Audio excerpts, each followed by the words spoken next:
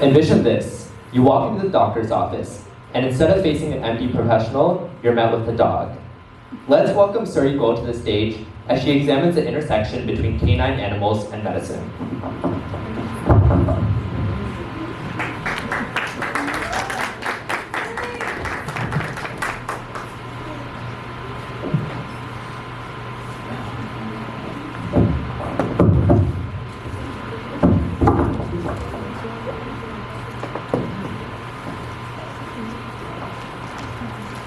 The healthcare.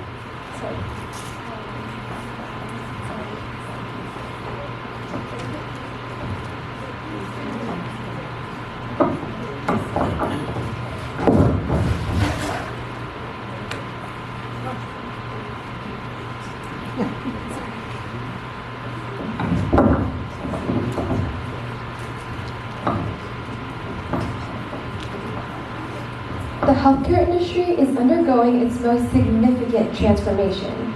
Technology is becoming increasingly powerful, and many aspects of human life are being transformed for the better. However, some of us can't help but feel overwhelmed. It's getting harder and harder for the older generations to keep up. Do I even trust AI to know more about me than I know about myself? The future of medicine may look like it centers around things like chatbots and health apps. But what if I told you that dogs have significant potential to contribute to the industry as well?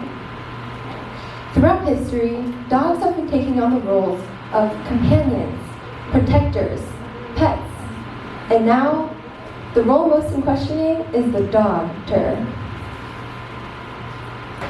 For every one scent receptor a human has, a dog has about 50.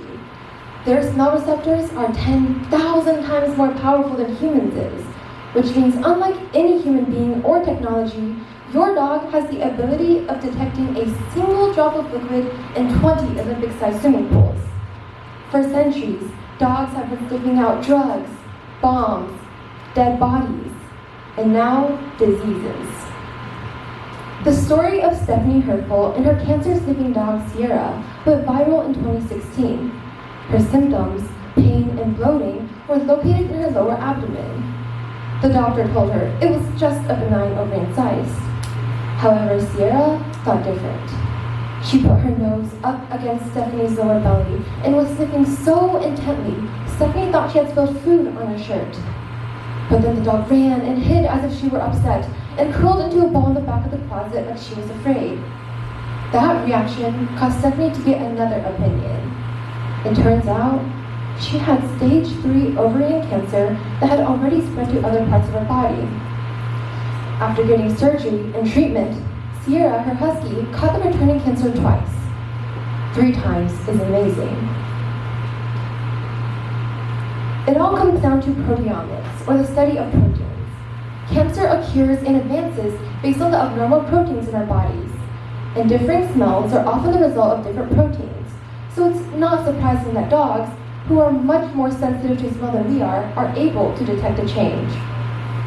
Researchers have taken advantage of this. In a 2006 study, 5 dogs were trained to detect cancer based on breath samples.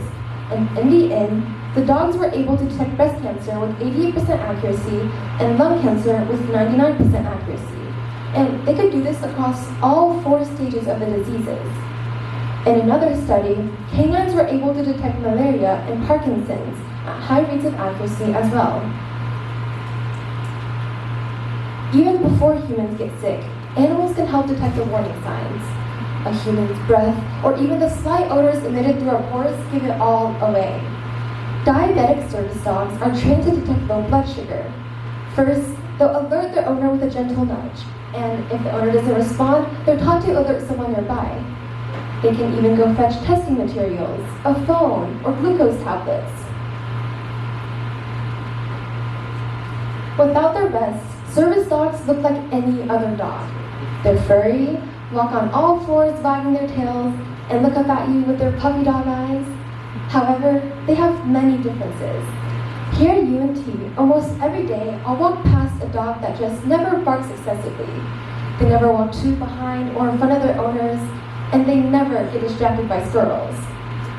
Their training is extensive and can take up to several months. Those trained to detect low blood sugar begin at 1 to 3 years old, and because of this, they're extremely successful at what they do, detecting episodes 15 to 30 minutes before any blood glucose meters or symptoms can. Your doctor needed 8 years of school and a stethoscope to listen to your heartbeat. Your 8-pound puppy, Mr. Paws, hasn't even graduated from PetSmart Puppy School and can detect your panic attack from across the house. Aside from service and therapy dogs, your dog takes a highly individualized approach to your care. Instead of saying your vitamin D is low and suggesting you get more sun, your dog takes you on 3 walks a day.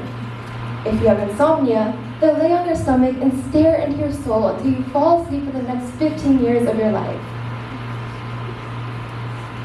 However, as of right now, the only dogs you've seen in the hospital are mood-boosting therapy dogs. This is because animals have a level of unpredictability. They can detect things scientists haven't even identified. They can introduce false positives or negatives based on secondary factors.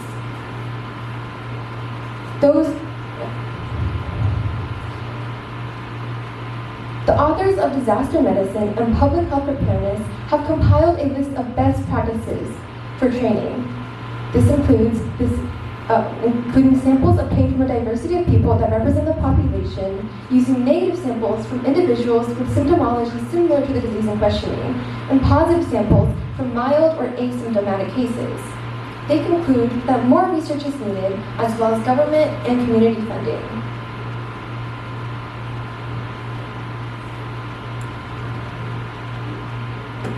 With an FDA guidance document in hand, scientists are already at it. It may require many more years in the making, but the odds of encountering a working biomedical scent detection dog in the hospital are creeping up. Your doctor is always overbooked, but your dog has no other patients and no concept of time. And perhaps soon enough, instead of the doctor will be with you shortly, it'll be the doctor's dog will see you now. Thank you.